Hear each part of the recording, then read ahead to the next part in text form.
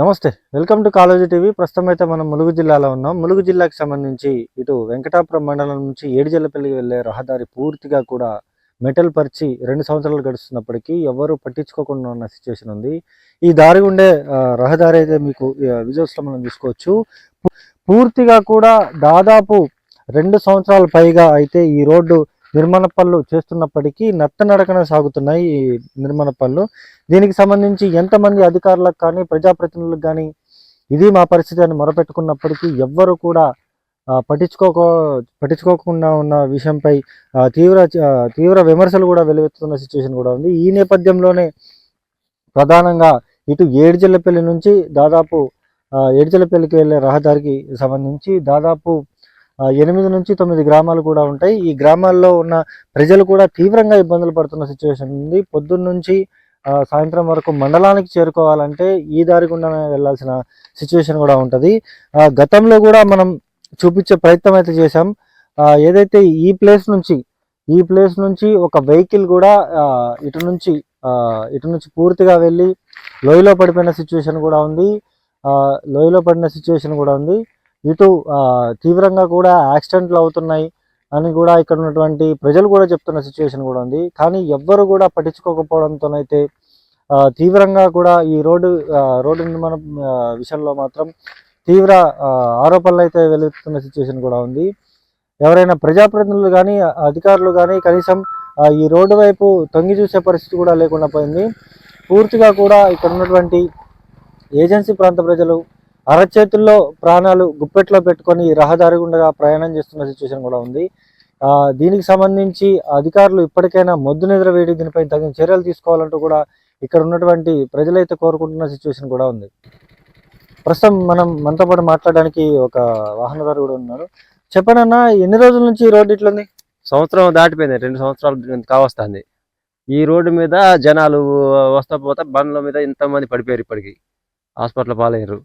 అప్పటి నుండి గాడీలు పడి జనాలకు ఇబ్బంది అయ్యి నడవటం కుదరక బడి పిల్లలకు ఇబ్బంది అయ్యి చాలా ఇబ్బందులు పడతారు ఈ రోడ్డు వల్ల. సుమారు ఎంతకాలం నుంచి ఈ రోడ్డు ఇట్లుంది? అవుతుంది దాదాపు 3 సంవత్సరాలు అవుతుంది. 3 సంవత్సరాలు.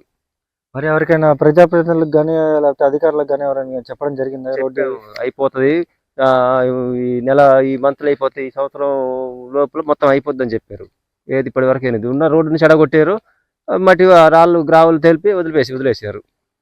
అసలు మీకు ఏం కావాలని కోరుకుంటారు? మాకు రోడ్డు కావాలండి. మాకు రాకపోవడం, మాకు వెంకటాపురం దగ్గర కాబట్టి ఏదానికైనా మేము అక్కడికి వెళ్ళాలి. మాకు రోడ్డు కంపల్సరీ కావాలి.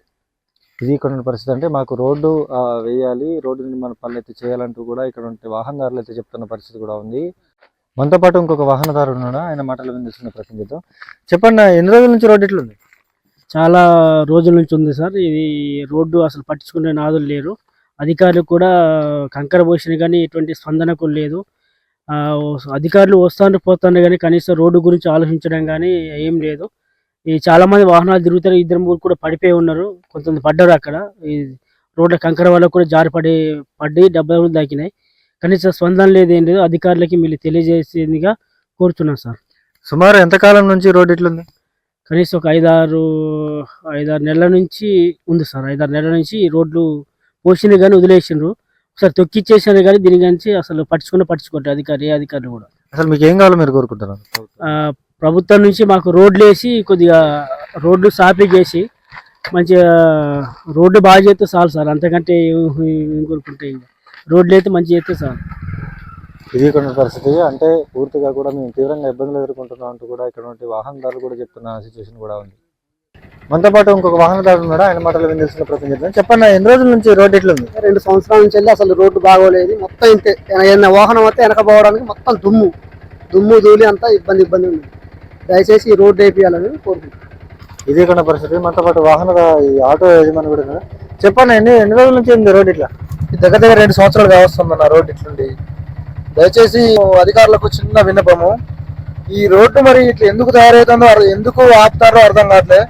దయచేసి సంబంధిత అధికారులు కొద్దిగా స్పీడ్గా స్పందించి రోడ్డుని కొద్దిగా బాగు చేయాల్సిందిగా కోరుకుంటున్నాము. ఈ రోడ్డు ఇట్లా ఉండడం వల్ల పోయే వాళ్ళందరికీ ఇబ్బందికరంగా ఉంది. ముఖ్యంగా పేషెంట్లను మాత్రం చాలా లేటుగా హాస్పిటల్కు తీసుకుపోవాల్సి వస్తుంది ఈ రోడ్డు వల్ల. దయచేసి కొద్దిగా అధికారులు స్పందించి రోడ్డుని కొద్దిగా స్పీడ్గా ఇచ్చి చూడండి సార్.